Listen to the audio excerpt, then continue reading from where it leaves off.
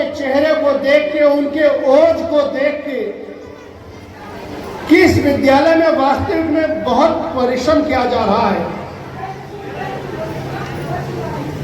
और ये जो ओज जो अभी हमारे कुछ बच्चों ने जो स्टेज पे परफॉर्मेंस की, जो अपनी कला का प्रदर्शन किया, उससे यह साफ प्रतीत होता है न सिर्फ यह प्रदर्शन बल्कि वास्तव में जो एक छात्र और छात्राओं का काम होता है, अच्छे से पढ़ाई कर कर अच्छे अंकों को से उत्तीर्ण होना। और जब मुझे आदरणीय सुमन जी ने बताया कि 100% परिणाम आता है, तो मुझे अपने जो मेरा अनुभव घुसते मान अंदर आते ही ऐसा लगा कि ऊर्जा से ओत-पोत पूरा क्षेत्र है। तो वास्तव में वो अपने अंकों के माध्यम से भी अपने उज्जवल भविष्य की रचना स्वयं कर रहे हैं। ये जो युग चल रहा है, ये जो समय चल रहा है, मैं चाहूंगा बच्चों से बड़ा धैर्य और धीरज से सुने। ये समय बहुत अच्छा नहीं है बेटा, सबको मैं बोलना चाहता हूं। जब भी मेरा अवसर मुझे मिलता है किसी अपनी बहनों के बीच में आने का, तो मैं कुछ बातें अवश्य बताता हूं। आज का जो युग है वास्तव में डिजिटल युग है, कम्युनिकेशन का युग है, मोबाइल क्रांति का युग है, लैपटॉप कंप्यूटर का युग है। ये सब बहुत आवश्यक है, बहुत जरूरी है, लेकिन इन सब की एक सीमाएं होनी चाहिए। जहां इससे ये क्रांति मिलती है, हमको नई नई चीजें मिलती हैं, उसके साथ इसका अत्यधिक दुरुपयोग होता है।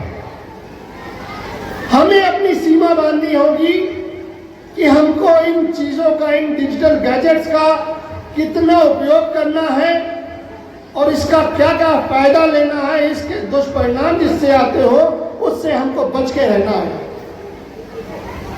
क्योंकि कहा जाता है हमारे हिंदू संस्कृति में, आप सब जानते हो,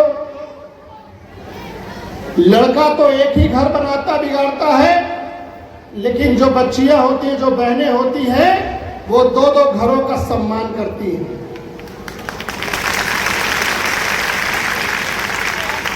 और मैं जानता हूं कि आज हमारी बहनें हर क्षेत्र में लड़कों से आगे होकर दिखा रही हैं।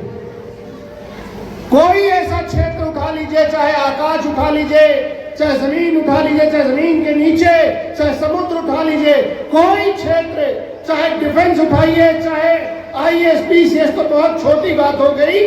हर जगह पुरुषों से एक कदम आगे हमारी बहनों ने अपना स्थान रख कर दिखाया है। मैं चाहता हूं इसी तरह से, मैं विधायक भले ही ना हूं, पर मानिकपुर विधानसभा को मैंने अपने मंदिर के रूप में पूजने का काम किया। 2.25 साल के कार्यकाल में कोशिश की कि हर गांव में ज्यादा से ज्यादा बार जाकर, ज्यादा से ज्यादा लोगों से मिलकर, ज्यादा से ज्यादा लोगों की समस्याओं को दूर कर एक नवीन चीज का स्थापना करने का प्रयास किया। कुछ कारण, कुछ समस्याएं, चीजें ऐसी होती हैं कि दोबारा अवसर नहीं मिल पाया, कुछ समीकरण थे, लेकिन अपनी सहभागिता में मैंने कभी अपनी कोई कमी नहीं छोड़ी। मेरे पास आज भी कोई भी परिवार के आप लोगों के सदस्य आते हैं तो उनके विषयों को निपटाने का, उनके समस्याओं को सुनने का, उसका निराकरण निकालने का तत्काल प्रभाव से प्रयास रहता है। क्योंकि मैं जानता हूं कि कल मैं विधायक जब पहले नहीं था तब भी इसी तरह क्षेत्र में घूमता था, जब विधायक था तब भी आपके बीच रहता था, आज अभी विधायक नहीं हो तब भी आपके बीच में हो, और 2027 के बाद पुनः आपके बीच में विधायक के रूप में रहने वाला हूं। और मैं अकेले कोई भी परिवर्तन नहीं ला सकता। मेरे अकेले में क्षमता नहीं है, मुझे सारे भाइयों की और सारी बहनों की, उनके परिवार के, उनके रिश्तेदारों की, सबकी सहायता पड़ेगी। मेरी यही बहनें मेरे प्रचार तंत्र का, मेरे बातों को घर घर जन जन तक पहुंचाने का काम करेंगी। हमारे भी आदरणीय सुमन जी ने बोला कि ये विद्यालय वो उनकी अब पीढ़ी जाने वाली है। ऐसा नहीं है सर, आपका भी हम लोग बहुत दोहन करने वाले हैं। हमारे संदीप त्रिपाठी जी भी आ गए हैं, बहुत युवा नेता हमारे क्षेत्र के। अभी सुमन जी का हम लोग बहुत दोहन करने वाले हैं। दोहन बोल रहा हूं मैं शब्द, उपयोगिता तो होती है, उनका अभी बहुत सारा उपयोग करना है। और आज उन्होंने तो मुझे खुला निमंत्रण दिया है विद्यालय परिवार में। निमंत्रण उनका मैंने अपने हृदय से स्वीकार किया, क्योंकि पूरी जो प्रबंध समिति को मैं अपना परिवार पहले से मानता था।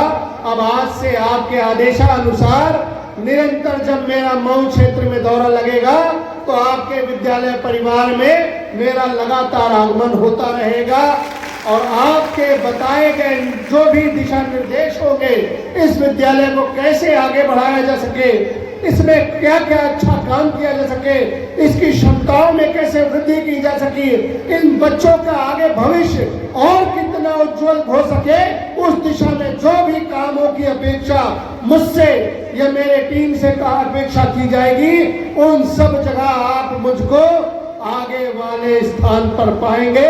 आपसे कंधे से कंधा मिलाकर आपके साथ चलने का प्रयास करूंगा। बस यही चाहता हूं कि अपनी ऐसी ऊर्जा को लगातार बना के रखना है।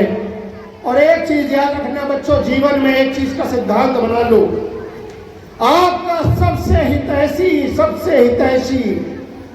सबसे जो आपका जीवन का हितैषी होता है वो माँ और बाप होते हैं, माँ और पिता।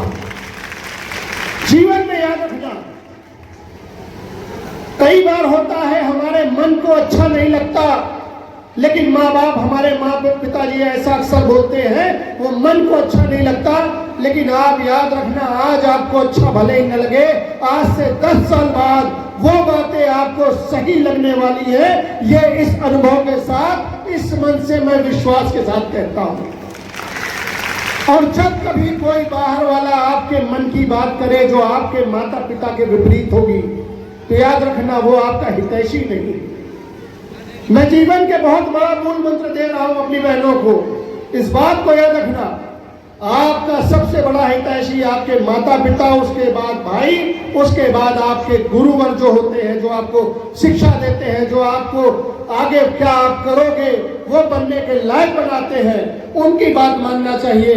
और आपको हर समय, इतने आप लोग अब समझदार हो रहे हो, अपने अच्छे बुरे के बारे में स्वयं सोचना होता है, स्वयं निर्णय लेना होता है। और मैं जानता हूं आज के यहाँ की ऊर्जा और यहाँ की ताकत देख के कि आप विश्वास रखिए, आने वाले समय में हमें कई IAS, कई PCS इस विद्यालय से मिलेंगे, ऐसी मैं उम्मीद करके जा रहा हूं। और आने वाले समय में आप लोगों के बीच लगातार आने का भी काम होगा। आप अपना कार्यक्रम यथावत बनाएं और मुझे मेरे लायक जब भी जो जिम्मेदारी मिलेगी, आपके साथ कंधे से कंधा मिलाकर, जैसा मैंने आशान्वित किया है, आगे भी चलूंगा। बहुत बहुत सबका धन्यवाद।